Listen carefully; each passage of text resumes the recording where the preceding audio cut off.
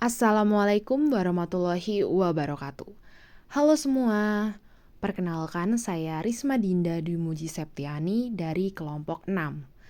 Pada kesempatan ini saya akan mereview materi dari kelompok 11 yang berjudul Efisiensi Alokasi dan Distribusi Pendapatan. Dan saya akan mengulas studi kasus dari materi yang sama, yaitu efisiensi alokasi dan distribusi pendapatan. Apa saja yang akan dibahas?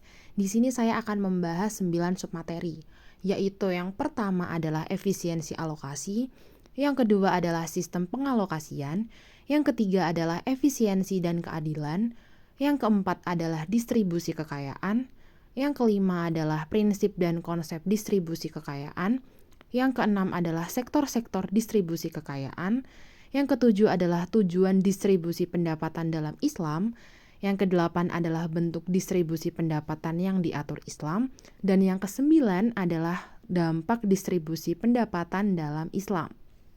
Nah, tanpa berlama-lama, mari kita lanjut ke pembahasannya. Baiklah, langsung saja kita ke materi yang pertama, yaitu efisiensi alokasi. Efisiensi alokasi sendiri secara umum memiliki arti kunci kesuksesan, di mana diukur dari sejauh mana input dimaksimalkan untuk mencapai output optimal. Maksudnya, efisiensi alokasi mencerminkan sejauh mana sumber daya yang digunakan dapat menghasilkan hasil yang optimal. Dengan kata lain, ini menilai sejauh mana input digunakan secara efektif untuk mencapai hasil terbaik dalam suatu sistem atau proses. Beberapa perspektif ahli mengenai efisiensi alokasi. Yang pertama adalah menurut Nicholson. Beliau ini mengatakan jika pasar persaingan sempurna mencapai efisiensi ketika input dan output maksimal sebanding. Alokasi efisien tercapai saat tidak ada individu yang dapat menambah kepuasan tanpa merugikan yang lain. Ahli yang kedua adalah Adi Warman Karim. Beliau ini menjelaskan bila konsep Pareto efisiensi dalam ekonomi Islam itu menyeratkan prinsip Ali ibnu Abi Thalib, di mana Ali ibnu Abi Thalib mengatakan, janganlah kesejahteraan salah seorang di antara kamu meningkat, namun pada saat yang sama kesejahteraan yang lain menurun. Kesimpulannya, optimalkan alokasi untuk mencapai keseimbangan dan pertumbuhan ekonomi yang berkelanjutan. Selanjutnya adalah materi kedua, yaitu sistem pengalokasian. Yang pertama, sistem kapitalis klasik. Dalam ekonomi kapitalis, penuhnya pengakuan terhadap kepemilikan harta pribadi berdampingan dengan ketidaksempurnaan kebebasan, di mana memunculkan trade-off antara equality dan efisiensi untuk optimalisasi output dan kesejahteraan sosial. Yang kedua, sistem sosialis klasik. Di sini menjelaskan bila penguasaan negara terhadap semua alat produksi menghasilkan sentralisasi, di mana menyertai kebijakan redistribusi sosialis yang berpotensi merugikan produktivitas, insentif kerja, dan efisiensi alokasi sumber daya. Dan yang ketiga adalah sistem ekonomi Islam. Dalam Islam, redistribusi kekayaan dilakukan melalui kewajiban seperti zakat, serta konsep infak untuk meningkatkan utility. Prinsip keadilan dalam alokasi sumber daya mendukung efisiensi yang tinggi. Materi yang ketiga adalah efisiensi dan keadilan. Efisiensi alokasi dalam perspektif ekonomi Islam. Sebelumnya, efisiensi alokasi ini menganjurkan penggunaan sumber daya secara optimal tanpa menghiraukan prinsip keadilan. Nah, dalam konteks ekonomi Islam, keadilan ini tidak hanya menghindari penindasan, tetapi juga mengakui perbedaan kebutuhan dan selera individu. Sebagai contohnya, Umar ibnu Khattab radhiyallahu anhu mengenakan tarif kharaj berbeda untuk lahan dengan tanaman berbeda, mencerminkan prinsip keadilan ekonomi. Nah, dalam Islam, tidak sama rata sama rasa yang diutamakan, melainkan keberhasilan menciptakan alokasi yang tidak menzolimi dan tidak dizolimi. Baiklah, kita lanjutkan ke materi yang keempat, yaitu distribusi kekayaan. Nah, definisi distribusi pendapatan dalam konteks Islam yaitu penyaluran harta untuk meningkatkan kesejahteraan sesuai syariat dengan fokus pada proses pendistribusian sebagai kunci utama. Secara sederhana, bisa digambarkan bila kewajiban-kewajiban menyisihkan sebagian harta bagi pihak surplus atau berkecukupan diyakini sebagai kompensasi atau kekayaannya, dan di sisi lain merupakan insentif atau perangsang untuk kekayaan pihak defisit atau berkekurangan. Yang kedua, tujuan distribusi dalam Islam. Nah, yang pertama itu menciptakan mekanisme ekonomi yang adil. Yang kedua, melibatkan pengaturan kepemilikan, produksi, dan sumber kekayaan. Titik berat dalam pemecahan permasalahan ekonomi adalah bagaimana menciptakan mekanisme distribusi ekonomi yang adil di tengah masyarakat. Distribusi dalam ekonomi Islam mempunyai makna yang lebih luas, mencakup pengaturan kepemilikan, unsur-unsur produksi, dan sumber-sumber kekayaan.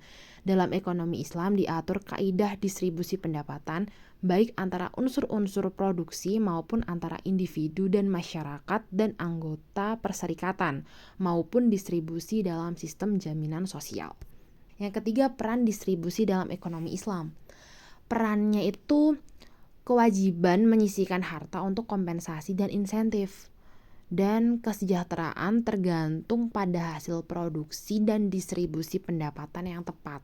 Islam memberikan kebebasan kepada manusia untuk memiliki kekayaan, tetapi tidak membiarkan manusia begitu saja untuk memiliki semua apa yang dia suka dan menggunakan cara apa saja yang mereka semua kehendaki. Kekayaan adalah suatu hal yang penting, tetapi yang lebih penting lagi adalah cara pendistribusiannya. Karena jika distribusi kekayaan itu tidak tepat, maka sebagian kekayaan itu akan beredar di antara orang kaya saja. Oleh karena itu, kesejahteraan rakyat tergantung pada hasil produksi, tetapi juga tergantung pada distribusi pendapatan yang tepat. Distribusi kekayaan perspektif Afzalur Rahman. Keberhasilan negara tidak hanya ditentukan oleh kekayaan, tetapi juga distribusinya. Distribusi kekayaan yang merata sebagai kunci keberhasilan. Selanjutnya, batas-batas dalam berusaha dan berkekayaan. Islam itu memberikan panduan dalam memiliki dan mentransaksikan kekayaan. Al-Quran menetapkan langkah-langkah objektif termasuk hukum waris dan zakat. Selanjutnya adalah peran hukum Islam dalam distribusi kekayaan. Dalam Islam sendiri ada hukum waris dan zakat sebagai langkah konkret pemerataan kekayaan. Ada juga akad kerjasama seperti mudharabah sebagai bentuk distribusi dalam perdagangan. Baiklah, kita masuk ke materi yang kelima, yaitu prinsip dan konsep distribusi kekayaan. Yang pertama adalah prinsip distribusi kekayaan. Di sini prinsip distribusi kekayaan itu ada dua. Yang pertama keadilan dan yang kedua kebebasan. Untuk keadilan sendiri dalam Islam mencakup semua ajaran dan hukum. Fokus Islam pada keadilan melibatkan penolakan terhadap kezoliman. Distribusi yang adil diperlukan untuk mencegah konflik sosial. Prinsip keadilan ekonomi menjadi kunci untuk mencapai keadaan sosial yang diinginkan. Pembumian etika ekonomi diperlukan sebagai konsep moral dalam perekonomian. Sedangkan untuk kebebasan sendiri dalam distribusi kekayaan merupakan nilai utama. Pemilikan pribadi adalah bukti kebebasan dalam ekonomi Islam. Islam menekankan kebebasan yang terkendali, bukan mutlak seperti dalam sistem kapitalis dan sosialis. Yang kedua adalah konsep distribusi kekayaan. Nah, ini tuh dibagi menjadi 4. Yang pertama adalah kedudukan manusia dalam Islam. Perbedaan kedudukan manusia adalah kehendak Allah. Kedudukan manusia di bumi sebagai ujian dari Allah. Tidak ada manusia yang bisa menentukan kedudukannya sendiri. Yang kedua adalah pemilikan harta dan ketidakseimbangan. Pemilikan harta hanya oleh beberapa orang dapat menyebabkan ketidakseimbangan dan presiden buruk. Orang-orang yang zolim hanya mementingkan kenikmatan diri mereka sendiri. Yang ketiga, peran pemerintah dan masyarakat. Pemerintah dan masyarakat memiliki peran penting dalam mendistribusikan kekayaan. Allah menegaskan hak orang miskin atas harta dalam surat Az-Zariyat ayat 19 yang artinya, dan pada harta-harta mereka ada hak untuk orang miskin yang meminta dan orang miskin yang tidak mendapat bagian. Masyarakat diajarkan untuk memberikan lebih dari keperluan, sesuai surat Al-Baqarah ayat 219 yang artinya, dan mereka bertanya kepadanya, apa yang mereka nafkahkan? Katakanlah yang lebih dari keperluan. Demikian Allah menerangkan ayat-ayatnya kepadamu supaya kamu berpikir. Dan yang keempat, Islam dan distribusi kekayaan. Islam menganjurkan pembagian harta melalui zakat, sedekah, dan infak.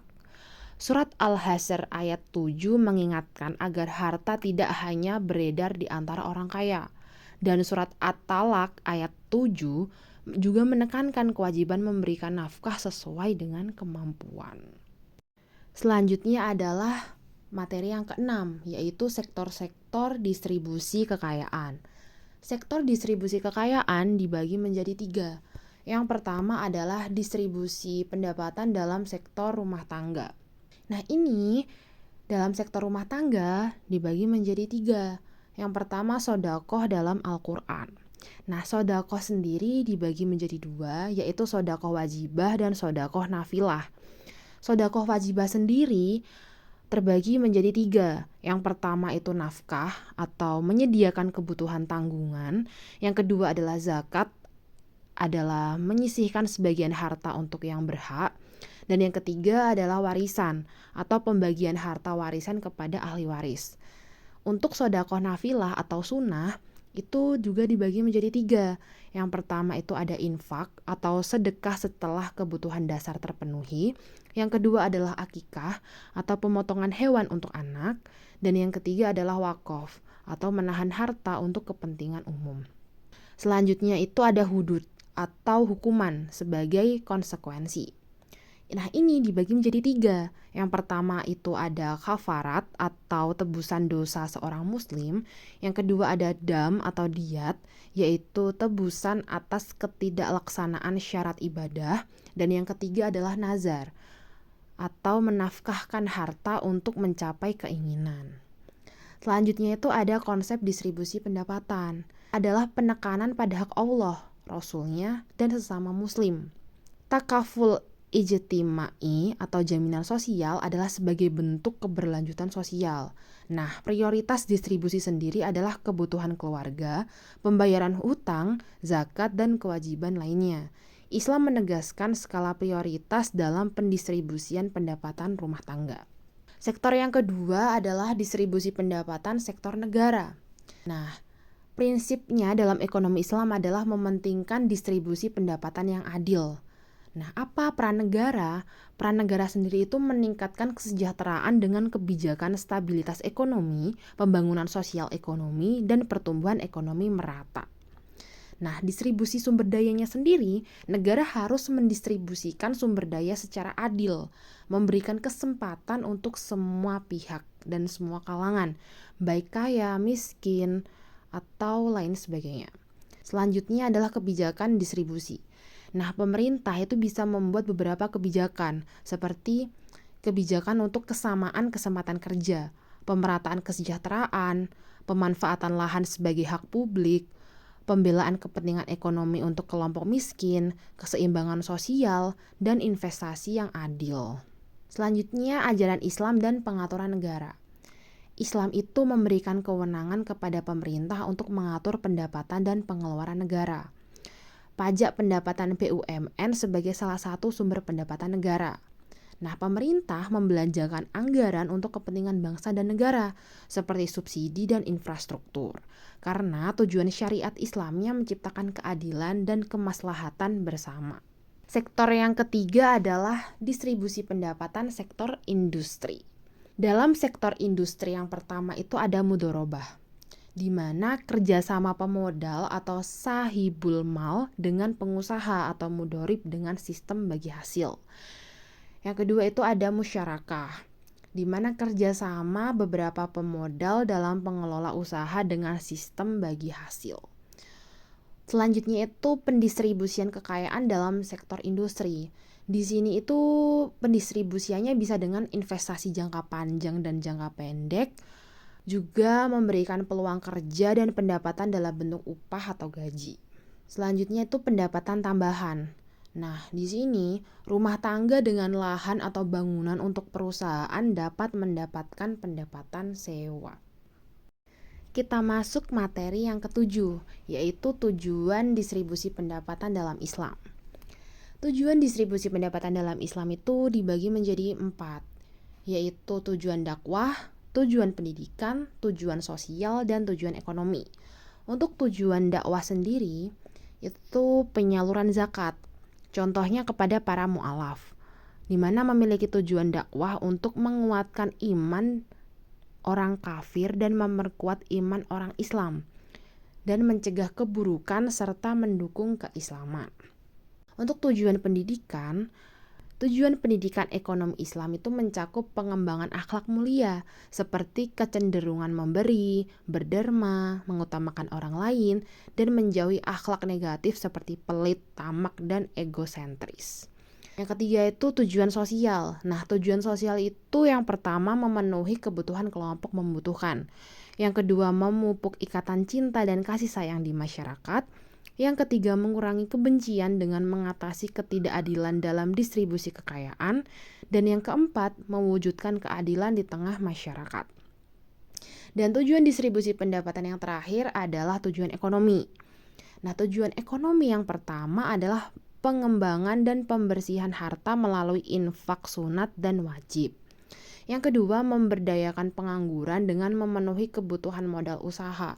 Yang ketiga, mendorong kesejahteraan ekonomi dengan meningkatkan tingkat konsumsi. Dan yang keempat, optimalisasi penggunaan sumber daya ekonomi. Wah, kita sudah masuk ke pembahasan yang ke-8 nih, yaitu distribusi pendapatan yang diatur Islam. Yang pertama ada sewa tanah. Al-Quran dan As-Sunnah mendukung pembudidayaan tanah dengan aturan yang menekankan perlunya mengubah tanah kosong menjadi lahan bermanfaat. Pandangan ulama mengenai keabsahan sewa bervariasi, dengan Rasulullah memberikan pandangan yang berbeda pada waktu berbeda. Larangan mengambil sewa untuk mencegah kerugian pada penggarap, sementara pendapat yang membolehkan melihatnya sebagai manfaat atas tanah untuk usaha produktif. Yang kedua, upah bagi pekerja. Upah adalah harga adil yang diberikan kepada pekerja atas jasanya dalam produksi kekayaan. Hadis menegaskan kewajiban memberitahu pekerja tentang upahnya. Islam menekankan pembayaran upah yang adil dan cepat, melarang eksploitasi tenaga pekerja, dan mendorong perjanjian yang jelas mengenai kebesaran upah dan jenis pekerjaan. Yang kedua, upah bagi pekerja. Upah adalah harga adil yang diberikan kepada pekerja atas jasanya dalam produksi kekayaan. Hadis menegaskan kewajiban memberitahu pekerja tentang upahnya. Islam sendiri menekankan pembayaran upah yang adil dan cepat, melarang eksploitasi tenaga pekerja, dan mendorong perjanjian yang jelas mengenai besaran upah dan jenis pekerjaan. Yang ketiga adalah imbalan dan modal.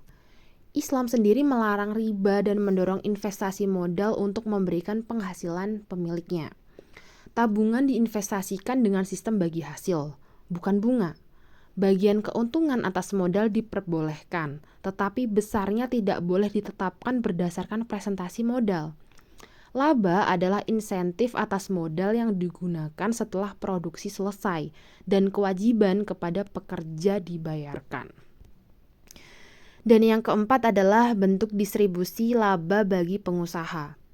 Laba adalah imbalan bagi pengusaha atas usahanya mengelola perusahaan. Islam melarang bunga dan menggunakan istilah laba sebagai imbalan bagi modal. Setiap pemilik faktor produksi berhak menerima imbalan sesuai dengan kontribusinya, tanpa mengorbankan pemilik faktor produksi lainnya. Pemberian imbalan adalah konsekuensi kepemilikan terhadap faktor produksi. Dan kita sudah masuk ke materi yang terakhir, yaitu dampak distribusi pendapatan dalam Islam. Nah, dampak distribusi pendapatan dalam Islam dibagi 4. Yang pertama ada kehidupan yang bermartabat. Di sini maksudnya menciptakan hubungan saling menghargai dan menghormati antar individu, di mana eksistensi manusia menjadi sempurna dalam keterkaitannya satu sama lain. Yang kedua, etika distribusi muslim. Nah, dampaknya ini menghindari praktek distribusi yang merugikan masyarakat, seperti minuman keras, obat terlarang, dan pembajakan. Ini tuh memastikan distribusi melalui barang-barang yang mendukung kebaikan dan kesejahteraan. Yang keempat, tanggung jawab negara. Nah, prioritas pada kepentingan umum daripada kelompok atau individu. Mencegah sektor publik jatuh ke tangan yang hanya memperjuangkan kepentingan pribadi atau kelompok.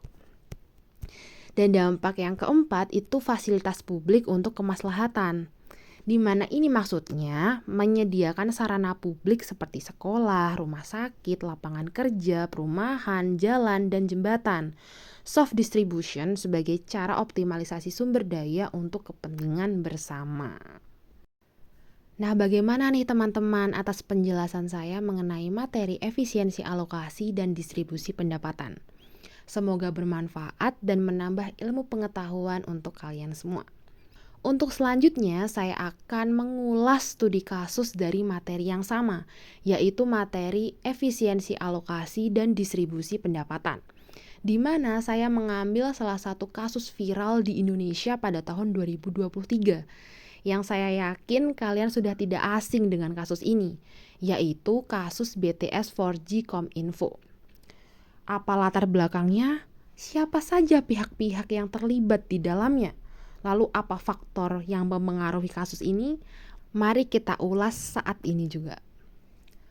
Untuk latar belakangnya sendiri, kasus BTS 4G Kominfo ini dilatar belakangi dengan pemerintah melalui Kominfo hendak memperluas jaringan internet di wilayah 3T, yaitu terdepan, tertinggal, dan terpencil.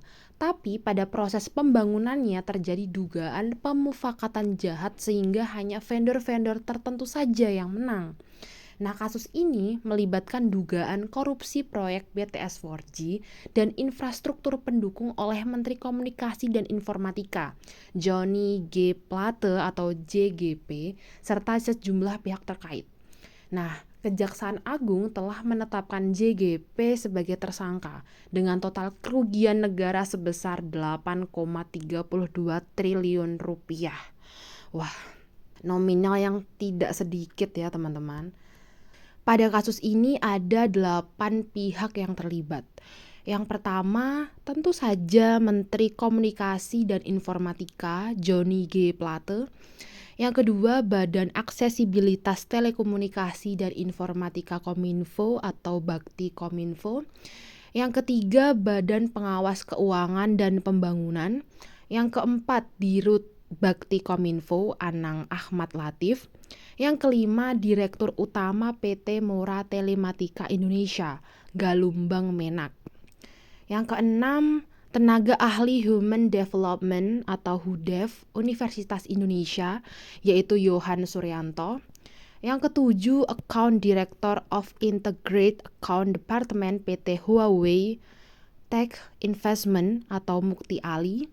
Dan yang kedelapan adalah Komisaris PT Solitech Media Sinergi atau Irwan Hermawan. Faktor yang mempengaruhi kasus ini yang pertama adalah penetapan tersangka yang dianggap lambat oleh Kejaksaan Agung. Karena kasus ini itu sudah dimulai sejak tahun 2022. Namun baru ditetapkannya tersangka yaitu Johnny G. Plate itu pada tahun 2023. Dan itu pun butuh waktu 3 bulan hingga Johnny G. Plate ditetapkan sebagai tersangka oleh Kejaksaan Agung. Yang kedua, potensi konflik kepentingan dalam pengadaan proyek di Bakti Kominfo. Dan yang ketiga, indikasi persekongkolan antara pihak penyedia, bakti, dan proses korupsi dalam pengadaan barang dan jasa. Selanjutnya, keterkaitan kasus BTS 4G Kominfo ini dengan materi efisiensi alokasi dan distribusi pendapatan. Kasus ini mencerminkan masalah dalam pengelolaan anggaran negara yang dapat berdampak pada efisiensi alokasi dana publik dan distribusi pendapatan. Kerugian negara yang signifikan memunculkan pertanyaan tentang penggunaan sumber daya publik dengan efisien dan adil. Nah, rekomendasi dari tokoh atau ahli terkait kasus ini itu bisa kita lihat dari penjelasan Amartya Sen, di mana beliau ini menekankan pentingnya transparansi dan akuntabilitas dalam penanganan kasus korupsi untuk meningkatkan efisiensi, alokasi, dan distribusi pendapatan. Ia juga menyoroti perlunya memperkuat lembaga-lembaga penegak hukum dan menekankan pentingnya pembangunan manusia sebagai indikator kesuksesan pembangunan ekonomi. Pendekatan ini sejalan dengan gagasan bahwa pembangunan seharusnya tidak hanya diukur dari segi ekonomi, tetapi juga melibatkan aspek-aspek sosial dan kemanusiaan. Nah, kesimpulannya, kasus korupsi proyek BTS 4G melibatkan Menteri Komunikasi dan Informatika menunjukkan permasalahan serius dalam tata kelola keuangan publik. Lambatnya penanganan, potensi konflik kepentingan, dan kerugian negara yang besar menuntut perbaikan sistem pengelolaan dana publik untuk mencapai efisiensi dan keadilan dalam alokasi serta distribusi pendapatan. Tidak terasa kita sudah sampai di akhir penjelasan. Terima kasih atas perhatiannya. Semoga apa yang saya sampaikan bisa bermanfaat untuk kalian semua. Mohon maaf apabila di sepanjang penjelasan saya ada salah kata yang baik saya sengaja ataupun tidak. Billahi taufik walhidayah. Wassalamualaikum warahmatullahi wabarakatuh.